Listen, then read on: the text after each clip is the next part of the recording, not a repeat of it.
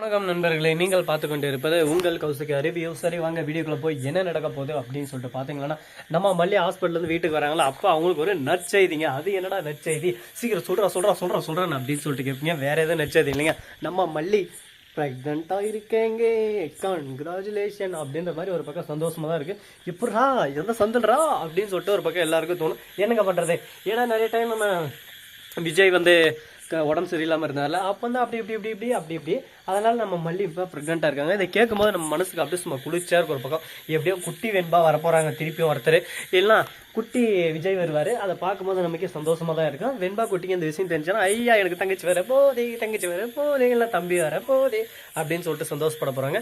இந்த மாதிரி ஒரு சந்தோஷமான இந்த நிகழ்வில் கரெக்டாக நம்ம விஜய் கிட்ட சொல்லவும் முடியாது, ஒரு பக்கம் மெல்லவும் முடியாமல் இது என்ன பண்ணுறதுன்னு சொல்லிட்டு தெரியாமல் மனசுக்குள்ளேயே போட்டு மூடி வச்சுன்னு இருக்காங்க. ஐயோ கடவுளே, இந்த மாதிரி ஒரு வேதனை யாருக்கும் வரக்கூடாது சாமி. வேதனை துக்கம்னா துக்கம், துயரம்னா துயரம். அந்த அளவுக்கு ஒரு பக்கம் மனசளவில் அவங்க கஷ்டப்பட்டு ஒரு பக்கம் போராட்டம் இருக்காங்கன்னா பார்த்துக்கோங்களேன். இதில் வீட்டில் ஒரு பக்கம் காசா காணோம், துண்டா காணோம், துணியா காணோன்னு, டேய் எதுக்கு எடுத்தாலும் எப்போ பார்த்தாலும் மல்லியே பிடிச்சின்னு குறை சொல்லுந்தா அந்த சின்ன புள்ள என்னடா பண்ணும் பாவம். அந்த வீட்டில் வந்து எப்படியாவது வீட்டில் இருக்கிறவங்கள மாற்றணும். ஒரு பக்கம் வெண்பாவுக்கு அம்மா இல்லை, ஒரு அம்மா சாமமாக இருந்துன்னு இந்த வீட்டில் நாமளும் ஒருத்தரை இருக்கணும் அப்படின்னு சொல்லிட்டு சந்தோஷப்பட்டு வந்திருக்கா. அந்த வீட்டுக்கு வந்தவளை ஒரு பக்கம் வரவேற்க தான் முடியல. அவளை பாட்டுக்கு வாழ விடுங்கடா அப்படின்ற மாதிரி தான் ஒரு பக்கம் நடந்துன்னு இருக்குது. இதுக்கப்புறம் என்னென்ன பிரச்சனைலாம் நடக்க போகுது, இதெல்லாம் இப்படியே இருந்தால் யார் தட்டி கேட்க போகிறாங்க அப்படின்னு சொல்லிட்டு பலகட்ட பிரச்சனையாக தாங்க போயின்னு இருக்குது. பார்ப்போம், எவ்வளவோ பார்த்தாச்சு வாழ்க்கையில், இதெல்லாம் ஒரு பிரச்சனைடா, எல்லாத்தையும் அடித்து தும்சம் பண்ணி போயினே இருக்குங்க.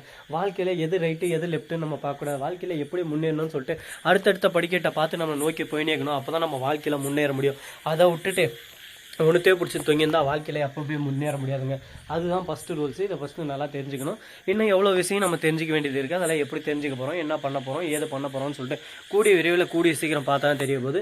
சரி, அப்படி இப்படி ஒரு பக்கம் ஓரளவு பிரச்சனை போயின்னு இருக்கா. இந்த சமயத்தில் மறுபக்கம் என்ன நடக்குதுன்னு சொல்லிட்டு பார்த்தீங்கன்னா, கரெக்டாக நம்ம வெண்பா குட்டி இருக்காங்களா, அவங்க வந்து கரெக்டாக நம்ம மல்லி இருக்காங்களா, அவளை திடீர்னு பயன்படுத்துகிறாங்க. ஐயோ வெண்பா இந்த மாதிரிலாம் பயன்படுத்தாத, அப்புறம் தம்பி பயந்துருவான் அப்படின்னு சொல்லிட்டு சொல்ல உடனே வெண்பா குட்டி வந்து அப்பா அம்மா ப்ரெக்னெண்ட்டாக இருக்காங்க, அம்மா வயிற்றில் தம்பி இருக்கு அப்படின்னு சொல்லிட்டு போய் சொல்கிறாங்க.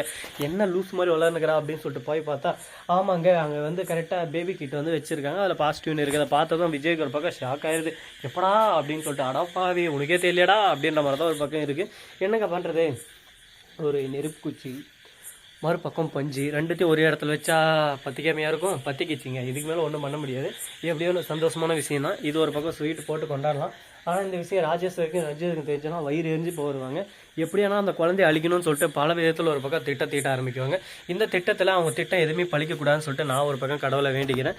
நீங்களும் ஒரு பக்கம் கடவுளை நல்லா ப்ரே பண்ணிக்கோங்க. இந்த மாதிரி நடக்கக்கூடாது, இப்படி நடக்கக்கூடாது, அப்படி நடக்கக்கூடாது, நல்லபடியாக நடக்கணும், சீரும் சிறப்பமாக சந்தோஷமாக அவங்க வாழணும்னு சொல்லிட்டு நீங்கள் ஒரு பக்கம் வேண்டிக்கோங்க. சரி, இதெல்லாம் ஒரு பக்கம் போய்ட்டுன்னு சொல்லிட்டு விட்டாலும் அதே சமயத்தில் மறுபக்கம் என்ன நடக்க போகுது, ஏது நடக்க போகுது அப்படின்னு சொல்லிட்டு பார்த்தீங்கன்னா, அதுக்கு முன்னாடி நம்ம சேனலை சப்ஸ்கிரைப் பண்ண நண்பர்கள் சப்ஸ்கிரைப் பண்ணிக்கோங்க, லைக் பண்ணிக்கோங்க, ஷேர் பண்ணிக்கோங்க, டிங் பெல்லை தட்டி விட்டு போங்க. அப்போ தான் நான் போகிற அடுத்தடுத்த வீடியோ உங்களுக்கு உடனுக்குடன் நோட்டிஃபிகேஷனில் வந்து கொண்டே இருக்கும்.